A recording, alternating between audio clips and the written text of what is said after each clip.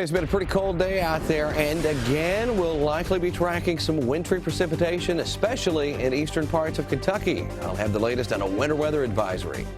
Police arrest 3 people from out of state for forging credit cards. We'll tell you how they answered to the charges.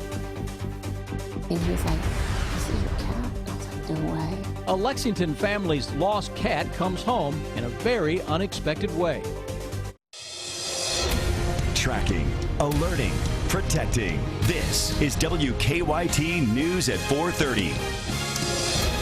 Good afternoon. Sam, Dick, and Amber Philpott reporting. Some of us could see a little wintry weather as we head into the evening hours. So we begin with WKYT meteorologist Jim Caldwell and a check of that forecast. How about it? It looks a little more active for the folks out in eastern Kentucky, but here in central Kentucky, we might see a flake of snow or two. Again, the best concentration will be east of here. Let's check it out right now with the winter weather advisory graphic so you can see the area that's right in the bullseye for some of the activity later on. That's, again, eastern and southern parts of Kentucky. You go down into Whitley, McCreary County, Laurel County, and then all the way back up toward Salyersville and also toward the Hazard area. Snow potential out there, maybe a little bit of freezing drizzle, meaning slick conditions, a good possibility in the early morning hours. Here's what Defender is showing at the moment. We're not tracking a lot of moisture anywhere. It's still trying to build up. And even as we get into the evening hours and overnight, Defender might even have a little bit of trouble tracking some of the extreme light areas of where you would find some of that freezing drizzle. So we're expecting more slick roads, especially out east during the nighttime hours tonight. So here's what we're talking. Snow possible in eastern Kentucky. More slick areas during the early morning hours, especially for some of those untreated roads that didn't see anything today. And those road temperatures remain on the cold side. So anything to 6 on them here tonight will remain. We'll have a closer look at all of this coming up for you here in just a few minutes, guys. Jim, thank you. Lexington police have arrested 6 people from out of state for forging credit cards. Police say that 2 groups had more than 50 fraudulent cards with them, and one of those groups went to court to answer to the charges today. WKYT's Victor Puente is tracking the case. It's our top story at 4:30. Lexington police have charged 2 different groups of people with forging credit cards. All 6 are from out of state. The police say it's too soon right now to know if the 2 groups are connected. 3 of those people were in court this afternoon for their arraignments. Saidal Lama Diallo, Kristen Jones, and Abubakar Sow were all arrested yesterday at the Kroger on Richmond Road. They each face 10 counts of possession of a forged instrument. Police documents say they had over 50 re-encoded credit cards on them. Diallo and Sow are also charged with trafficking in financial information and making false credit cards. All 3 live out of state. The day before their arrest, 3 people from Chicago were taken into custody for similar charges. Rakita King, Tara Washington, and Patricia Smith were arrested at the Meijer in Hamburg. Police documents say they had forged credit cards on them.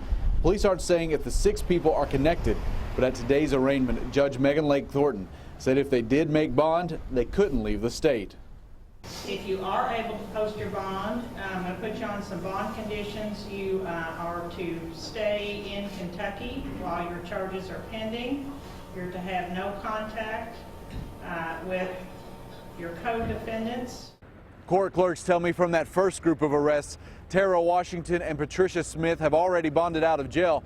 They say Rakita King didn't receive a bond because she's also facing a charge of being a fugitive from the state of Illinois. In Lexington, Victor Puente, WKYT. And other than information on the arrest citations, Lexington police are not commenting on the charges or the investigation that led up to those arrests. A father makes an impassioned plea as police in Grayson County continue their search for his 13-year-old daughter. The girl has been missing for more than a week. As Christina Mora shows us, the teenager is believed to be with her boyfriend, and the 2 have gone on a crime spree while running from police. At just 13 years old, deputies say Cheyenne Phillips is on the run. She's with 18-year-old Dalton Hayes, a boyfriend Cheyenne's father didn't know she had. Do you worry about her being with him or being out there? Being out there, getting hurt. Sean Phillips says Cheyenne left the house January 3rd, happy and calm. It was the last time he saw her. Since then, you know, they've stolen a couple of vehicles, and now they've stepped it up a little bit. Sheriff Norman Chafin says the two have been evading deputies for more than a week and are now breaking the law. He says the couple stole one car, crashed it, ran from deputies, then stole another car. The situation is becoming increasingly dangerous, not just for those two, but for citizens and law enforcement. Deputies say the couple ditched some of their clothes while running through the woods. The two likely have no money, and the sheriff worries what they'll do to get some cash. We just want them to come in, turn themselves in, because eventually, you know, it's just going to get worse for them and law enforcement, and we do not want that to happen. Cheyenne should be in school this week. She's in 7th grade. Instead, her father is pleading for her to come home. What would you want to tell her right now? We love you. We want you to come home. Please come home.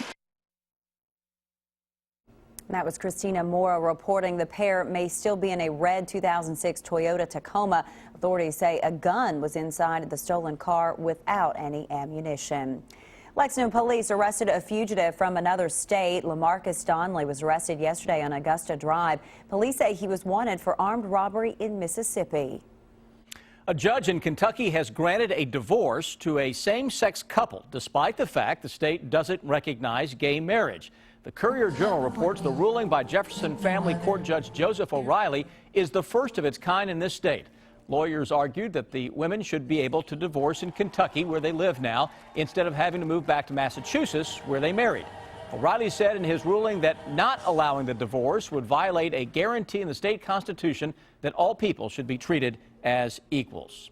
The state is more likely to avoid a shortfall after solid growth in tax collections through the first 6 months of the fiscal year. State Budget Director Jane Driscoll says that money from income and sales tax and fees grew $5 million in December, but she expects that number to drop with the gas tax falling this month. So far, Kentucky's general fund revenue has increased 3.5%. The state ended the 2013-2014 fiscal year with a $90 million shortfall. It is a story of lost and found that defies logic. Salem, the cat, ran away from his Lexington home when his family moved several months ago. Today, he's back with them. Our Rebecca Smith shows us the unexpected way he was found. When a pet runs away, most owners assume it's never coming back. That's just what Elizabeth Ober thought when Salem ran away from home on moving day last November. I went back to the apartment for 3 or 4 weeks, and I never saw anything. Their dog may go by the name Lucky, but it's the feline in this family that's got 9 lives. So a couple of months after the family moved into their new home just across town, what happened in the next 24 to 48 hours really, by most people's accounts, just defies logic. And there was a black cat sitting in front of our new house. I walked up to him and he started to meow, and I put food out, and my kids were going crazy. They thought it was their cat, and I was like, I don't know about that. And then confirmation. It was the vet tech. He was like, this is your cat? And I was like, no way. And like I leaned over and I read the scanner and I read mine, and I was like, oh, it really is. Elizabeth says probably the most excited to see Salem back is Lucky. He was gone for so long. I don't know how he did it. In Lexington, Rebecca Smith, WKYT. A family reunion there. And Salem, by the way, was microchipped, which worked to confirm the cat's identity. An Alabama school's letter to parents on school security has gone viral and has some people scratching their heads. David Hurst explains why the school is asking for canned goods to stop any potential school shooters. The Alice Emergency Plan is used by over 1,500 school districts across the country and is meant to be used in active shooter situations. Auburn University released this video showing the 5 aspects of the plan. Alice is an acronym for alert, lockdown, inform, counter, and evacuate. In the video, the counter strategy involves throwing textbooks at the intruder to stop the attack. For W.F. Burns Middle School, they've asked students to bring in canned goods for the same purpose. Their safety and security is the #1 thing that we are looking at here, and we are trying to give them options rather than making them sitting ducks. The letter sent home to parents has been shared nationwide and has raised some concern about the school's plan for an emergency situation. The negativity that we have seen has been put out there on Facebook. Chambers County Superintendent Kelly Hodge says the part about canned goods is such a small part of the emergency plan, but she apologizes for sending the letter without educating parents beforehand. This one very tiny piece got taken out of context of the whole big picture. Hodge says the #1 goal during an active shooter situation would be evacuation.